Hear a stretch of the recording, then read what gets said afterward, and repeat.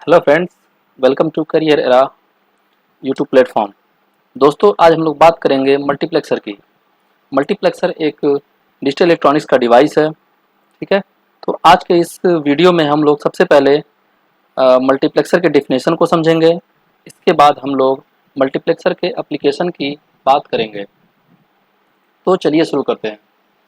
सबसे पहले बात आती है इसके डिफिनेशन की। तो आपको स्क्रीन पे दिख रहा होगा, एक डिफिनेशन दिख रहा होगा जिसको मैं रीड कर रहा हूँ और फिर इसको एक्सप्लेन करूँगा। A multiplexer is a combinational circuit that has 2 की power n input lines and a single output lines। इसका मतलब ये हुआ कि मल्टीप्लेक्सर एक कॉम्बिनेशनल सर्किट है जिसमें जिसके पास क्या है, 2 की पावर n इनपुट्स है। मीन्स अगर मान लीजिए n की वैल्यू 1 होती है तो कितने इनपुट हो जाएंगे, 2 इनपुट हो जाएंगे। n की वैल्यू 2 होती है तो कितने इनपुट हो जाएंगे, 2 की पावर 2, दैट मीन्स 4 इनपुट हो जाएंगे। और आउटपुट लाइंस कितने होंगे, सिंगल आउटपुट लाइन, जैसे यहाँ पे लिखा हुआ है and it has a single output line. Okay, इतना समझ में आया होगा। फिर आगे मैं पढ़ता हूँ। Simply the multiplexer is a multi input and single output combinational circuit. हम इसको सिंपली क्या बोल सकते हैं कि मल्टीप्लेक्सर एक सिंगल मल्टीपल इनपुट और सिंगल आउटपुट कॉम्बिनेशनल सर्किट है। आगे क्या लिखा है, the binary information is received from the input lines and directed to the output lines. Means binary information जो भी है वो इनपुट के से रिसीव किया जाता है, इनपुट लाइन से रिसीव किया जाता है और directed to the output lines, और आउटपुट पर डिलीवर कर दिया जाता है।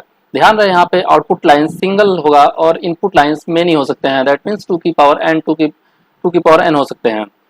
आगे क्या लिखा है, on the basis of the values of the selection lines one of these data inputs will be connected to the outputs. क्या कहना चाह रहा है ये कहना चाह रहा है कि इसमें कुछ सिलेक्शन लाइन होते हैं और जिनके बेसिस पे हम लोग कह सकते हैं कि कौन सा इनपुट आउटपुट पे डिलीवर होगा या आउटपुट से कनेक्ट होगा। आगे हम लोग बात करेंगे, अभी इसको और अच्छे से समझते हैं।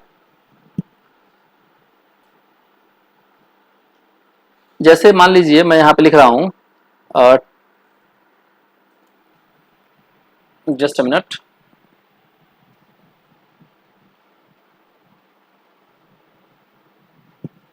ओके, मैं यहाँ पे लिख रहा हूँ फॉर एग्जाम्पल 2 की पावर n इंटू 1 का मक्स में ले रहा हूँ। ठीक है, इसका क्या मतलब हुआ, इसका मतलब सिंपली ये हुआ कि ये जो 2 की पावर n दिख रहा है ये इनपुट्स है। ठीक है, ये क्या है, इनपुट्स है, यानी कि n की वैल्यू पे डिपेंड कर रहा है कितना इनपुट होगा। ठीक, और ये जो 1 दिख रहा है आपको, ये क्या हो जाएगा, ये हो जाएगा आउटपुट हो जाएगा। ठीक है, यानी कि हम लोग ये कह सकते हैं कि मक्स में 2 की पावर n इनपुट्स होता है और सिंगल आउटपुट होता है। अब यहाँ पे बात आती है n की। n क्या है, n ये है कि ये नंबर ऑफ सिलेक्शन लाइंस। ठीक है, तो फॉर एग्जांपल अगर मैं एग्जांपल की बात करूँ यहाँ पे, तो अगर मान लीजिए यहाँ पे मैं 4 इनपुट ले रहा हूँ तो इसको मैं कैसे लिख सकता हूँ, 2 की power 2, that means selection line कितने हो जाएंगे, यहाँ पे 2 हो जाएंगी, और इनपुट्स कितने हो जाएंगे, यहाँ पे 4 हो जाएंगे, और आउटपुट्स कितने हो जाएंगे, सिंगल आउटपुट तो फिक्स है। अगर मान लीजिए एक और एग्जांपल मैं लेता हूँ, या मान लीजिए यहाँ पे 16 है, तो 16 के लिए क्या लिख सकते हैं, 2 की पावर 4 लिख सकते हैं। दैट मीन्स सिलेक्शन लाइन यानी कि n, सिलेक्शन लाइन कितने हो जाएंगे, यानी कि n की वैल्यू कितनी है, यहाँ पे 4 है। ठीक है, और इनपुट कितना हो जाएगा, इनपुट हो जाएगा आपके पास 2 की power 4, that means 16, and output कितना रहेगा, 1 रहेगा। आई होप आपको इतना समझ में आया होगा। अब इसके एप्लीकेशन पॉइंट ऑफ व्यू से बात करते हैं हम लोग, क्या है एप्लीकेशन इसके। तो इसका जो सबसे बेहतरीन एप्लीकेशन दिखता है इसमें, एक एनालॉग ब्रॉडकास्टिंग होता है।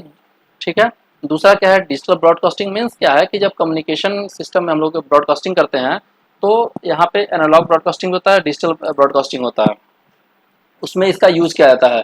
फॉर एग्जांपल टेलीफोनी में भी इसमें इसका यूज़ किया जाता है।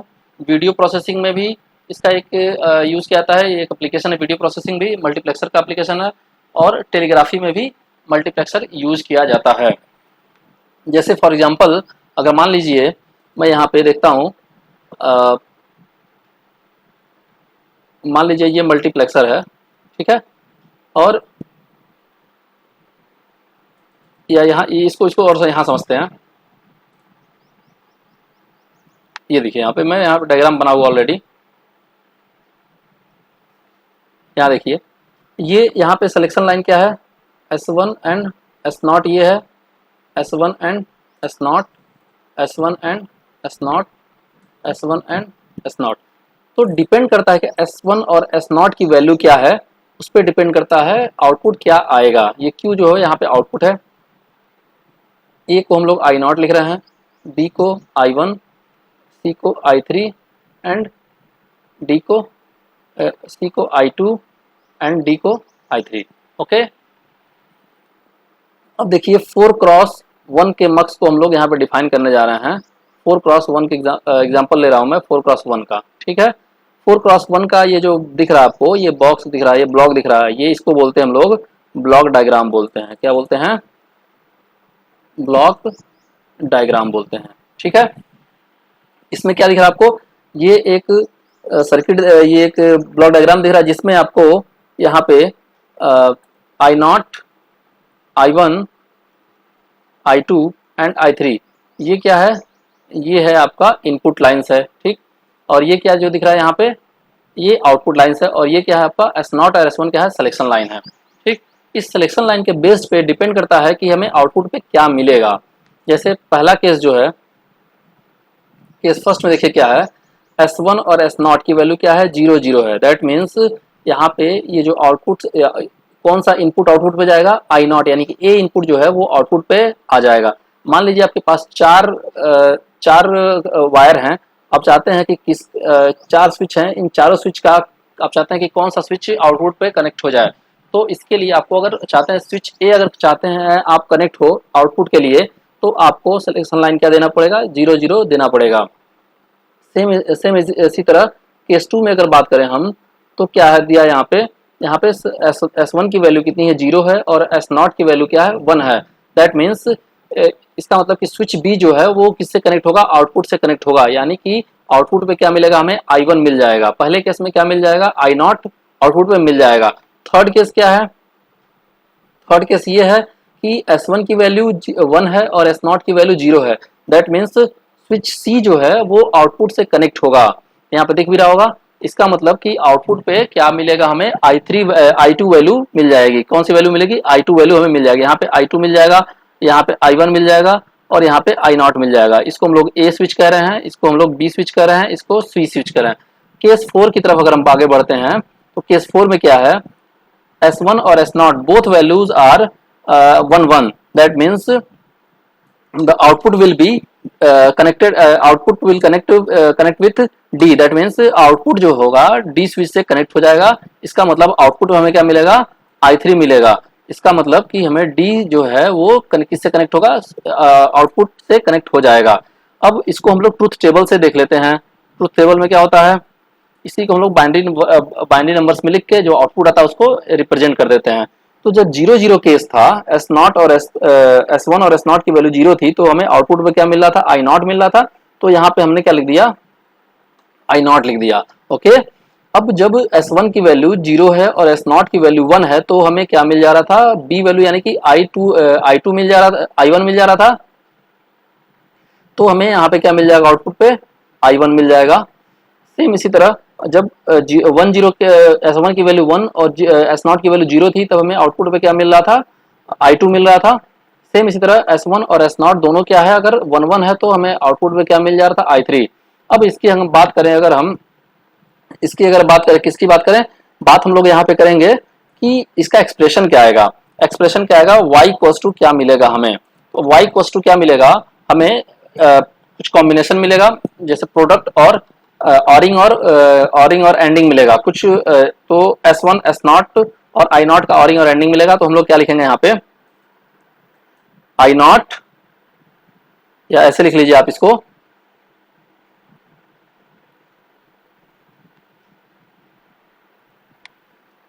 आप ऐसे लिख लीजिए।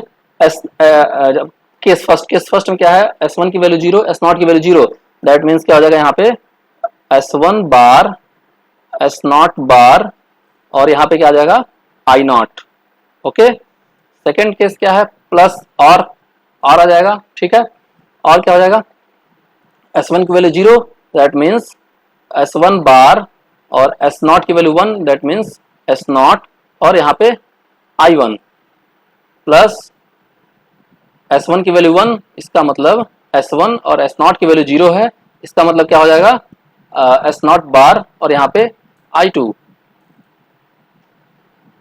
प्लस दोनों की वैल्यू 1 1 है, that means S1 S0 and I3।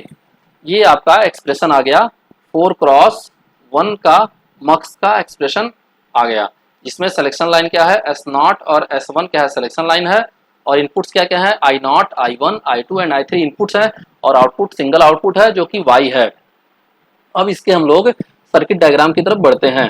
Circuit diagram में क्या है, सर्किट डायग्राम कैसे बनेगा, इसी एक्सप्रेशन से हम क्या बनाएंगे, सर्किट डायग्राम बनाएंगे। सर्किट डायग्राम को देखते हैं।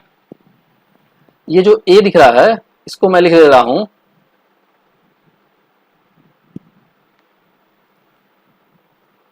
यहाँ ए दिख रहा है इसको मैं लिख ले रहा हूं I0, बी को I1, सी को I2 एंड डी को I3।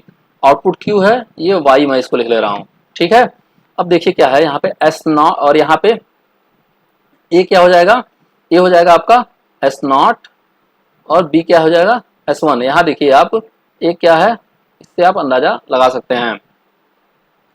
ए क्या है S0 है, और बी क्या है S1 है।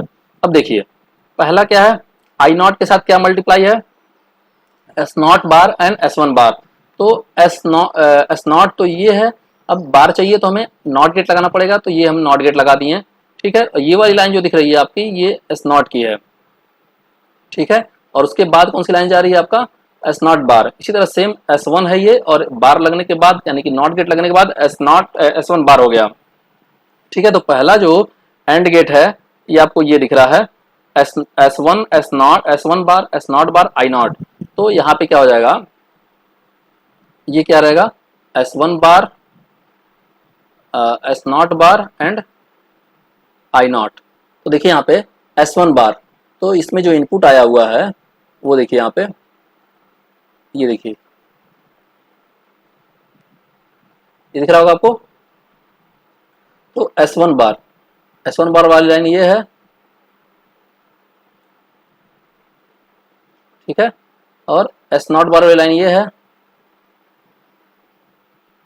ठीक, और I0 वाली लाइन ये दिख रही है आपको।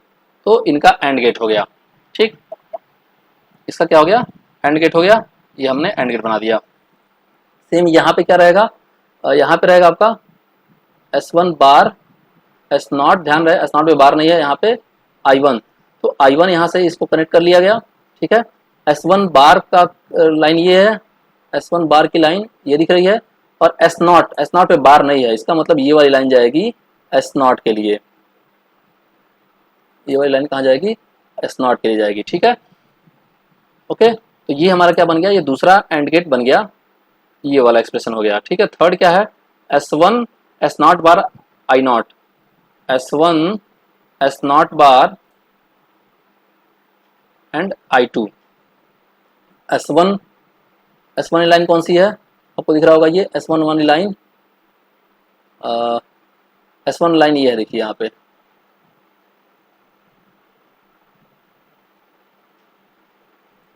ठीक है।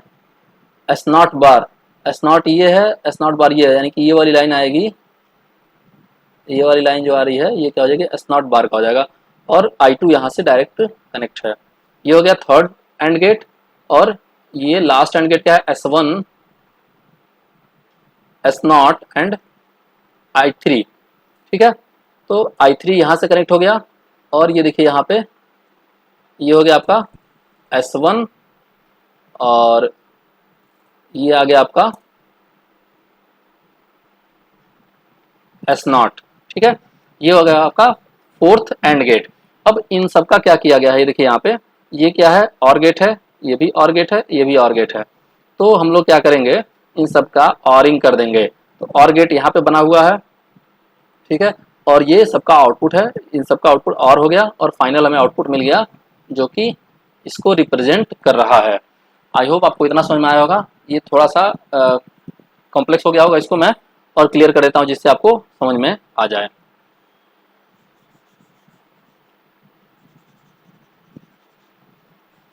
ठीक है,